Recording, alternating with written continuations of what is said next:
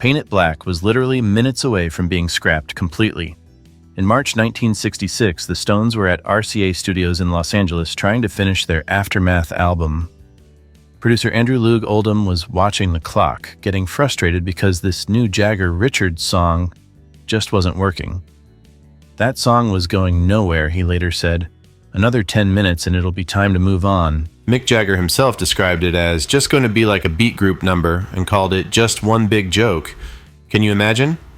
One of their most iconic songs was almost tossed in the trash because it wasn't clicking. But then something crazy happened that saved the song.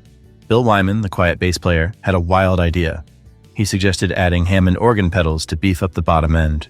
But when Wyman went to play those pedals, he realized he couldn't reach them properly with his feet while sitting at the organ. So he literally lay down on the floor and started punching the pedals with his fists. I went out to get on the organ and I realized I wouldn't be able to play them with my feet, so I just lay on the ground and punched the pedals with my fists, Wyman recalled. He added, "If you told someone you wanted to do that, they'd think you were mad. But it works, those little moments." And then there's the part of the song that it might be most famous for, the sitar. Critics immediately accused the Stones of ripping off the Beatles, who had used sitar on Norwegian Wood just a year earlier.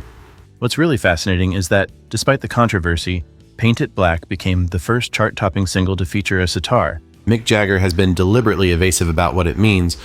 When asked directly, he just said, "It means paint it black." The lyrics clearly paint a picture of someone at a funeral.